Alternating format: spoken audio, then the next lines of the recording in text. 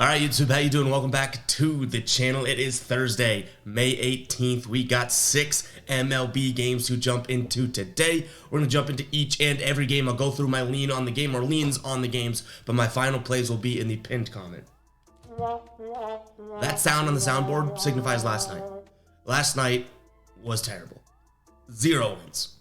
0 wins. We did hit our player prop. That was our short. And we did hit our ride of the day. So shout out to Z here for the nerfy in that Detroit and Pittsburgh game. So at least we cashed those, but those are not the official plays here on the channel. The ride of the day, we love to see it, but that's someone else's pick, not mine. So shout out to Z.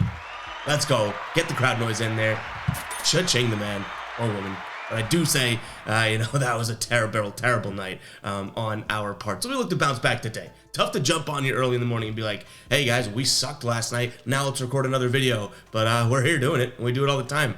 So let's go ahead and jump into it, guys. Hit that subscribe button. Hit that like button as well as we continue to go to this channel. I cannot do it without you guys. You guys have been amazing as of late, especially since the MLB season kicked off. You guys have been right there supporting each and every video. So I cannot thank you guys enough for that. But let's go ahead and jump into this first game in which we have the Angels taking on the Orioles here. Orioles, one of our losses yesterday. We had their over in team total for runs. They decided for the first time in, 3,000 weeks that they weren't going to score 4 runs. But nonetheless, on the mound here for the Orioles today, we are looking at Tyler Wells, 3-1 with a 2.68 ERA. And then Tyler Anderson on the mound for the Angels. He's got a 5.26 ERA. He is 1-0 on the season here. In his last 3 starts, really hasn't been all that bad, but hasn't been all that great. And then for Tyler Wells, looking good in his last couple starts.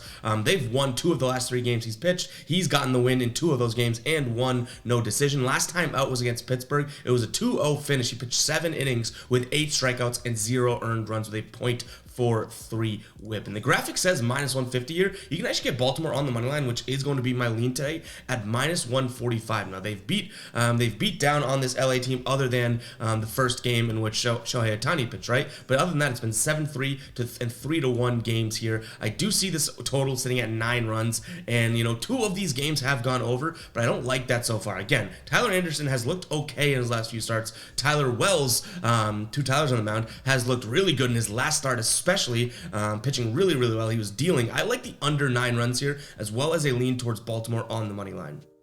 Next game up, we're looking at Washington taking on the Nationals here. Nationals coming off of 2 straight wins against this Washington team, 5-4 and then 4-3. I do think that this Washington team has something in the tank. They're +130 today, but I'm a little hesitant to take them. Trevor Williams on the mound, 1-1 with a 4.23 ERA, and then Yuri Perez on the mound for the Marlins, 3.86 ERA. No decisions yet this season, but he did pitch all right in that first outing there. I think it was last week, if I'm not mistaken, against the Reds. And then Williams has been pitching, decently now. He doesn't have any decisions his last 3 games, but they've won 3 of his last 3 starts here. So when he's pitching, they have been winning. Like I said, I'm a little weary just because there's some question marks there on the Washington side of things, especially from an offensive, consistency/inconsistency standpoint. But nonetheless, they are the underdog here. It's decent money. I don't want to trust Perez with -150 on the money line, so I'm going to lean towards Washington actually on the money line here for that +130. It skews me out a little bit. I doubt it becomes a final play if I'm being completely honest, but if it were to be a final play, I'll tell you guys exactly why I would consider it being a final play, because if you use outlier here, which we'll talk about towards the middle of the video, you can see a lot of the bets are on Miami here. 61% of the bets on Miami, but the money is coming in on Washington. Now, I always tell you guys, the public isn't always wrong, right? But sometimes when you see that difference of the public betting something and the money being somewhere else, there is an indicator there, especially when the line is, not moving accordingly. You know what I mean? So a lot of public on this Washington, on the Miami side of things. So we might just fade the public here, but keep an eye on the pin comment, guys. In terms of a total here, 8 runs is what we're looking at. This first game here goes 5-9. Or 5-4 for 9-run total. Second is 7-3, so they put it right in the middle at 8. But I think you have less talented pitchers on the mound today for both clubs. So I'm actually going to lean towards the over. And like I said, hopefully that Washington inconsistent offense can kind of get it going. I'm not necessarily worried about Miami right now. In this series, they've actually looked fairly good. And over the past few games, I'd say like 8 games or so, they're hovering steady around that 4 to 6 run mark. So, they're making up half of this total easily as of late. Let's go ahead and do that again. And let's see if, Washington can kind of put the pieces together and score that same amount and hit this over. And before we get into the next game, I told you guys I wanted to talk about it in just a second, but I do want to talk to you guys about Outlier, guys. Outlier is an amazing sports betting research tool. Here you can see over on here, if I go and look at this, we can go and look at everything within this game. If we wanted to dissect that game, we wanted to look at how Washington has been, and clicking this little button here, it'll take us to a screen where we can look at how Washington's been versus Miami, head to head, how they've been in their last few games with their lineup over here. Then we can also look at how they've been playing. They've lost three of their last 5 games. They've only won 40%, 5-5 in their last 10, that type of thing. But what I really do think is cool is this prop finder screen where you can look at all of these player props. Green is good, red is bad. And if you wanted to go in here and say, okay, Nemo, let's go ahead and throw this in over on, DraftKings. You can add this to your picks, head over to your picks, click this, it adds it without you having to go and dig and find this player prop, guys. It adds it right to your bet slip, which is really, really cool. So go ahead and check out Outlier, guys. I have that link in my description for a 7-day free trial. I think it is well worth it, guys. We've got a lot of good feedback from any of you guys that have signed up. Go check the comments of the videos. You guys have been awesome, in sort of explaining or expressing how much you like Outlier. I would not push something if I didn't like it myself. So, you can take that to the bank because it really is that good of a tool. But let's go ahead and get into this next game. We're looking at the Mets taking on the Tampa Bay Rays, which, kind of surprisingly to me, Mets pull one out yesterday. I guess this Tampa Bay team, you could say they're in a little bit of a conundrum here where they're just winning games, losing games. Before, they were just kind of rattling off. They're 32-12 now, so I think a little bit of regression. They could be in the middle of this little bit of a regression here. Bradley on the mound for them. He's 3-0 with a 3.5 ERA, and he's gotten 3 straight wins. He's pitched 5+ innings and hasn't let anything up more than 3 runs here, and his whip has been staying pretty low as well. McGill on the mound for the Mets. He's a 1-1 split in his last 2 starts here, and he's not really pitching. 4 to 5 innings is as deep as he's going. Like I said yesterday, they get the win.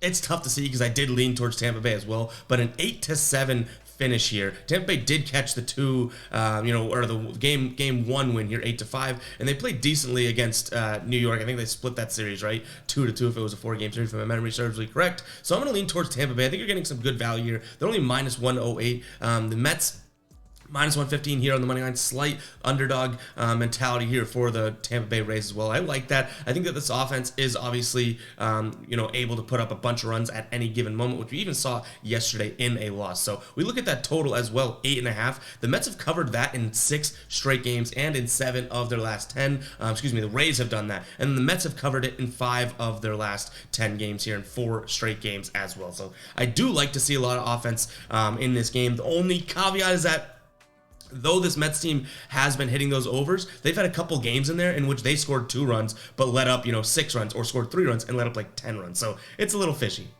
All right, White Sox taking on the Guardians here. White Sox, pretty big favorites here at home at -140 on the money line. Total is sitting at 8 runs on the mound for the White Sox. You guys know I like him. Dylan Cease. He's 2-2 with a 4.86 ERA, so he's not doing anything exceptional as of right now. But his last start against Houston, he went out there and pitched 6 innings, let up 0 runs, had a whip of 1 flat, and with 5 strikeouts. So he kind of got the wheels turning there. He didn't get the decision, or didn't get the win, but they won as a team. But for for Cleveland here, Logan Allen on the mound, he has a 3.43 ERA, 1-1 this season, and he's kind of been a nothing. But for +122, there is some value on the Cleveland side of things. Now, I'm going to back the White Sox. They've won both games in this series thus far. They seem to have their number. They're putting up, I would say, a serviceable amount of runs, right? 8 runs in game 1, 7 runs in game 2, whereas Cleveland has been putting up 2 to 3 runs, but that's kind of been their norm. Other than one game, but 5 days ago against LA,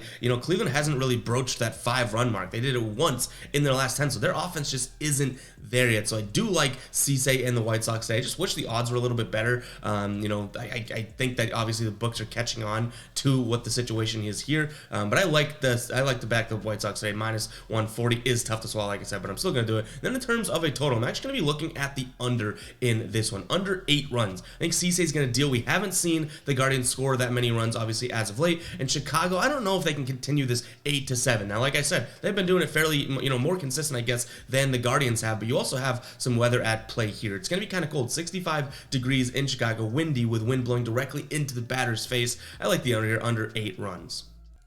Another one of our losses from yesterday. We have New York taking on Toronto here. The Yankees lost 3-0 yesterday. Again, 3-0 isn't going to kill you. That Garrett Cole, they kept the Blue Jays down in terms of runs, but no offensive production from the Yankees, who I was kind of hoping for and obviously betting on. They had scored 6 runs, 9 runs, 7 runs, 7 runs, 6 runs in their last 10. They also had, in their last few games there, in their last 10, they had a couple double-digit run games, and then zip yesterday. On the mound now for the Blue Jays is Jose Berrios.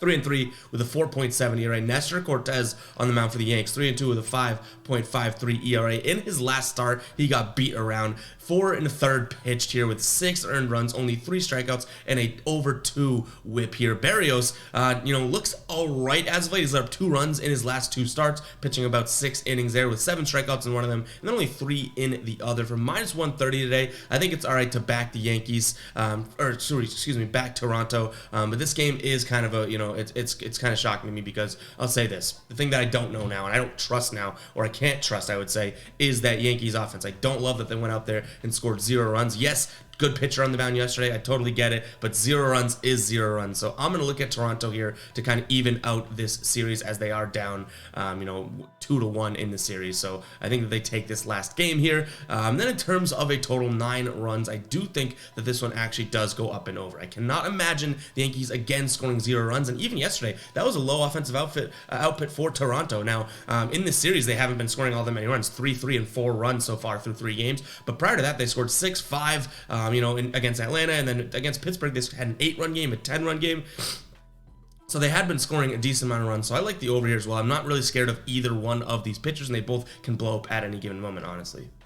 All right, our last game of the day, we got the Dodgers taking on the Cardinals in this one. The St. Louis team seemingly starting to get things going, and I guess we can make the same case for the Dodgers, right? Dodgers took 2 of 3 against Minnesota. St. Louis coming off of taking 2 of 3 against Milwaukee, and they did it in multiple different ways. They both have won 8 of their last 10 games, and I do like to see that from St. Louis. Now, I think it helps the lines when you look at it here because I think you're getting a really good line for LA. -148. I could easily see, a week ago or 2 weeks ago when the Cardinals hadn't been playing good baseball, this line being, closer to -170 or -165 or something like that. In fact, you're getting it right around that -145 mark on the Dodger side of things. I do really like Julio Urias on the mound for them today. He's 5-3 with a 3.61 ERA. Wainwright's on the mound for the Cardinals. No decisions yet with a 7.2 ERA. So I do like and I do back the Dodgers in this spot again. I think that the fact that the Cardinals are playing so well helps the odds for the Dodgers, but we do have to consider the Cardinals are still playing really well. So hopefully Urias can kind of keep them down. This Cardinals offense has been,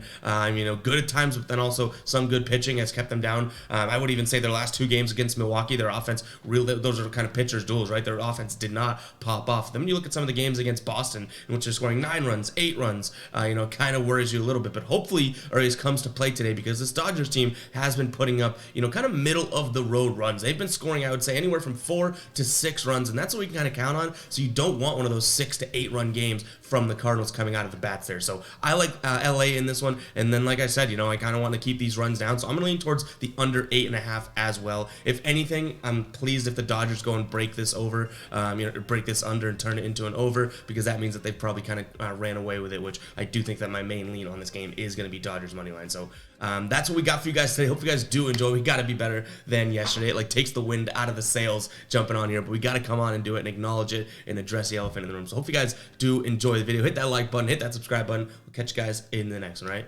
Peace out.